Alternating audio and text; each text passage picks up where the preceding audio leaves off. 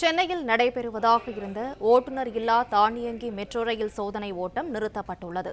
இதுகுறித்த கூடுதல் விவரங்களை செய்தியாளர் பிரேம்குமார் வழங்க கேட்கலாம். பிரேம்குமார், வணக்கம். இந்த சோதனை ஓட்டம் நிறுத்தப்பட்டதற்கு என்ன காரணம்? விவரங்களை சொல்லுங்க. சென்னையில் இரண்டாம் கட்ட மெட்ரோ ரயில் பணி திட்டத்தின் வழி 3 வழித்தடங்களில் தமிழ்நாடு அரசு திட்டத்தின்படி 63,240 கோடி செலவிலும், அதாவது 118.9 கிலோமீட்டர் தொலைவுக்கும் 2020ஆம் ஆண்டு இந்த மெட்ரோ பணியானது தொடங்கப்பட்டது.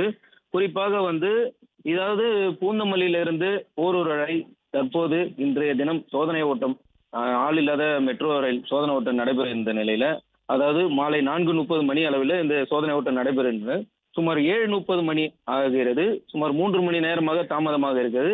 குறிப்பாக இந்த மெட்ரோ சோதனை, ஆள் இல்லாத மெட்ரோ சோதனை ஓட்டம் போது தற்போது பூந்தமல்லி அருகே, பேருந்து நிலையம் அருகே அந்த மின்சார ஒயர் மற்றும் அந்த மின்சார பெட்டியும் வெடித்தது. நம்ம அந்த காட்சியை நம்ம காண முடிகிறது.